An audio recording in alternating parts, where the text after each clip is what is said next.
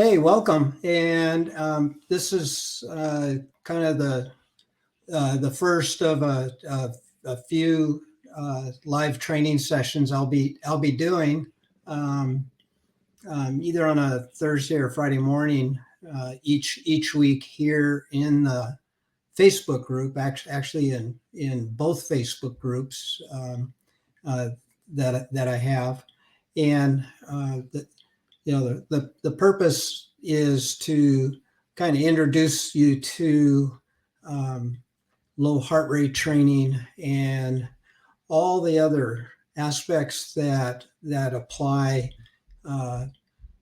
for us to continue to enjoy running as we get older and be able to still uh,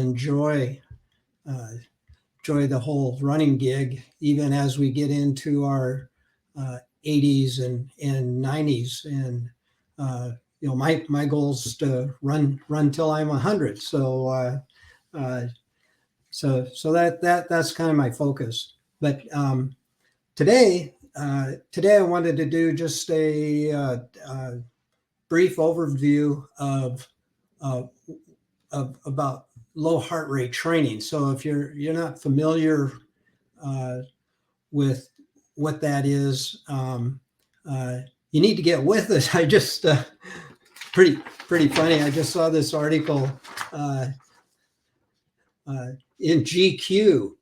Why Zone 2 workouts became the biggest thing in fitness. So uh, suddenly this is a thing.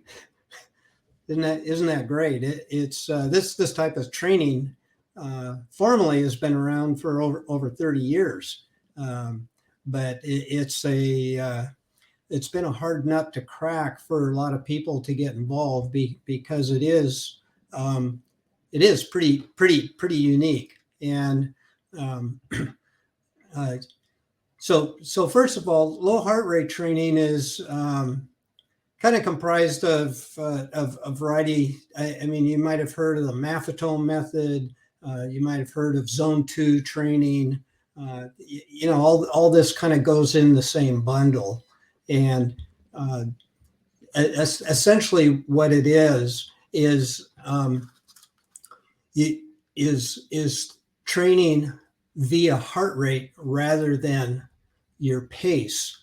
And at that, training at a low heart rate, which like what Zone 2 is called, that's like 60 to 70% of your maximum heart rate, to essentially keep you in what we call the aerobic zone, the fat burning zone, and in the slow muscle development zone, your aerobic zone. And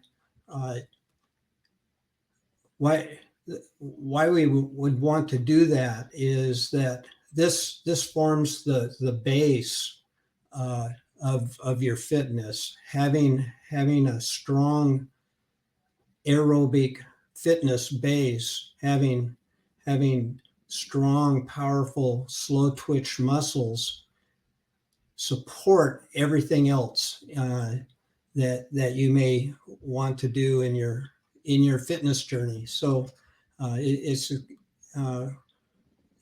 extremely important to focus on that first before you go on to all these other types of training that you can do. So the other thing about low heart training is a little unique, is that your nutrition has a big impact on your success with low heart training. And I'll go into that in a different training, because it's a little complicated, but your nutrition and how you eat has a direct effect with your success with low heart rate training. And in a nutshell, if you're subscribed to what we all kind of grew up with in running is the high carb fueling everything we do type of uh, uh, nutrition pattern. If that leads to you spiking your insulin levels all the time, that essentially suppresses your fat burning ability, which suppresses uh, your efficiency of building that strong aerobic base. So, like I said, that's a whole nother subject.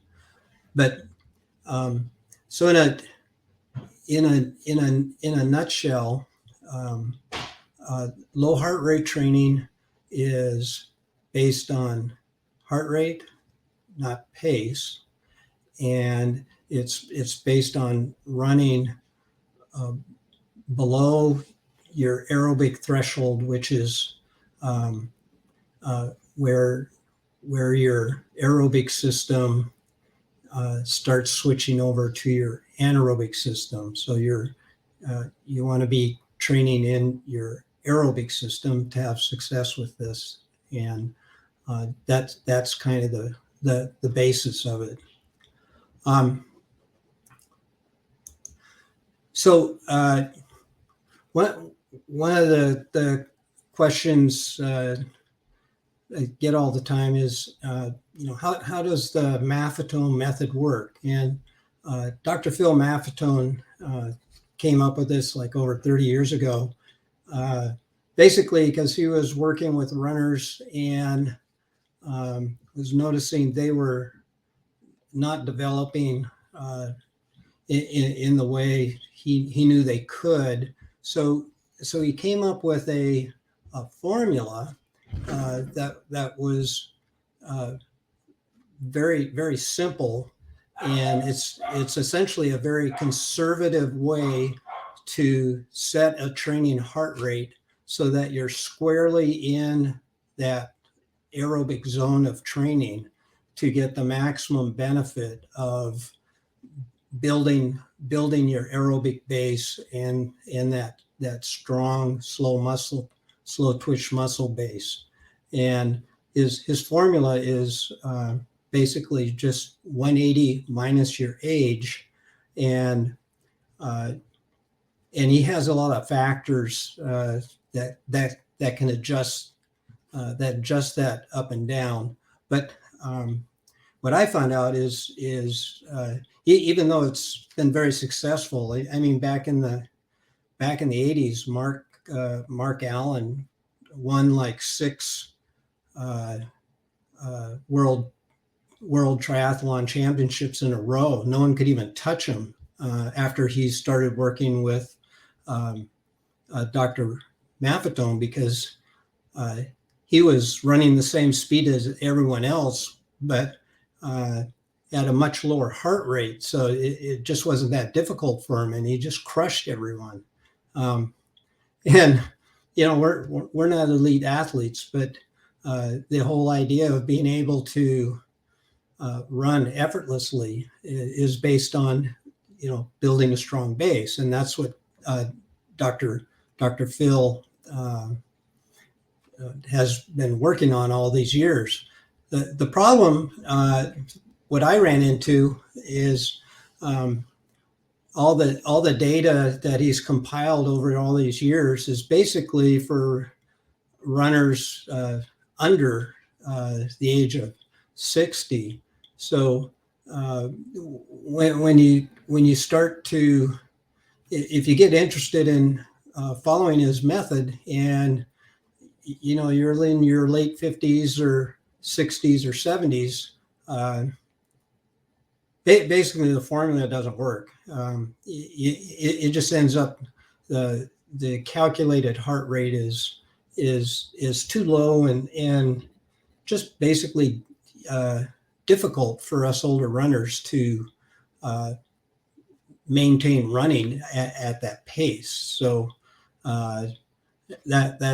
that's one of the reasons I became a coach, because I figured out a way to work around that, so that we can all have a better a better approach, a quicker approach to developing our aerobic system rather than relying just on one thing. So,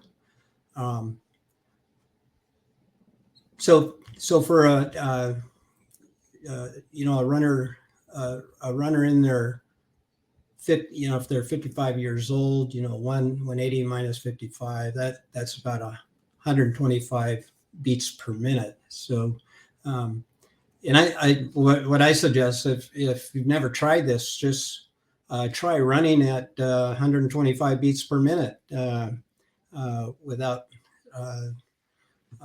do it on a flat surface, but give that a go and just see how it feels. And it might work for you, but for most people, it's kind of a struggle. So that kind of leads to our next the next question is, so how do I determine the maximum heart rate? So like I said, you can use the Maffetone method, which is just 180 minus your age. You can pick something in your zone 2 range. Like I said, that's around 60 to 70% of your maximum heart rate. You can go by perceived effort, which is kind of the talk test. You might have heard of this. If you can run along and carry on a conversation, you're probably in that aerobic zone. So what I do with my clients is we take a look at three different things. We figure out what your zone 2 range is. We try the Maffetone test, where you go out and run a couple miles at the Maffetone pace and just see how that works. And then I do a third thing, what I call your minimum viable pace, which where essentially you go out on a flat course and just run at your slowest, easiest pace, basically without looking at your watch, and then just take a look at your heart rate afterwards. And then I have my clients hop on a call with me, and we kind of go through all that, all the results from that data, and come up with a good starting heart rate, because everyone's a little bit different, and everyone's in a different spot in their journey. So it's real important to get that nailed down if you want to see results, because people, this low heart rate training is not a quick fix sort of thing. It takes months, and I liken it to a 2 or 3 year project to really get it nailed down. So it's real easy to get frustrated if you're not seeing results right away. Most people expect something in the first week or two, and that's probably not going to happen. So that kind of leads to my next question. But to summarize, for us older runners, you can't really rely just on one thing to determine your training heart rate. That's why I suggest my method to go through, so you can actually come up with something that'll work for you. So so how long does it take to see results? Well, like I said before, you're probably not going to see much in the first couple weeks, but if you start doing the right things in the right way, within a month or two, you're going to see some results. And my goal with my clients is to have you run a minute per mile faster in 90 days. So that's what I work on. But everyone's in at different levels, and there's a variety of issues that you might need to take care of in order to get efficient at doing low heart rate training, and that takes some time and takes some adjustment. But if you take the long view, that this is a lifetime skill that's going to reap rewards for you for the next 20, 30 years. So if it takes a few months to get started and a couple of years to really nail it and fine tune it, it's worth it. It's my journey has been extremely worth it, and uh, uh,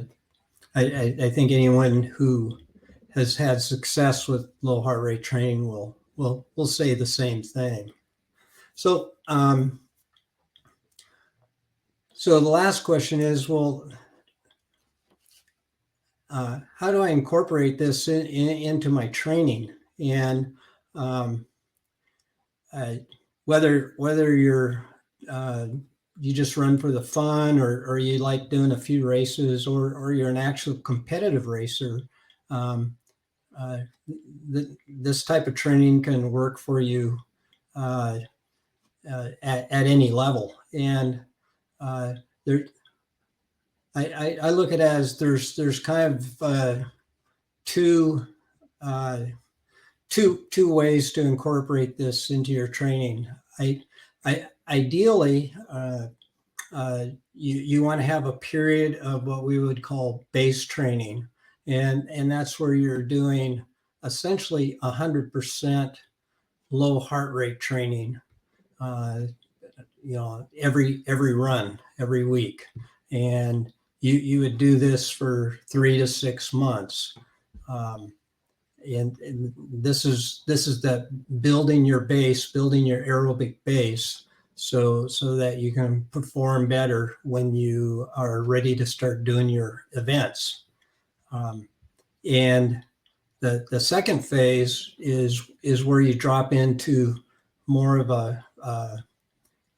an event preparation phase, which would be the using the 80, like an 80-20 or a 90-10 concept, where 80% of your runs are still done at that low heart rate, and then 10% or 20% of your runs are more specific training for your event, and would be at a higher heart rate. So usually, uh, most training plans for events are like 10 weeks long. So when you get about 10 weeks out from your event, you would switch from this base training phase and incorporate more of an 80-20 approach for those 10 weeks preparing for your specific event. And then and then after event, you could use a recovery phase of 100% low heart rate training, and then ramp up again for your next event. So you can kind of fit this in depending on what your goals are and what you're interested in. And if you want to start right now, but you have events planned out for the next 3 months, that's fine. Like I said, you would still need to do a few runs that are specific for whatever event you're doing, but you can do the rest following this. your improvement will be a little slower, but you got to start sometime. And like I said, this is a long-term project for yourself. So you start now, dip your toe in the water, get it going, and you can go through if this is your active season, you can go through that, and then if you have a 3 to 6 month period where you're not doing events, then you can switch right back into doing low heart rate full time and really reap even more benefits. So you can start anytime and make some improvements. Obviously, if you do it strictly and consistently, you're gonna see results faster, but it still works even if you still want to run that 10K or a half marathon in the next few weeks. It's not gonna hurt your training for that if if you work with me and we set up your program right. So that's that's kind of the first few questions that I wanted to cover. If you're kind of interested in this and want to see a little bit of what I offer, then you can go to my website, foreverrunner.com, and up on the top, you just click the coaching tab, and that kind of explains my programs, and you can either sign up for a program or hop on a call with me, and we can see if this makes sense for you or not.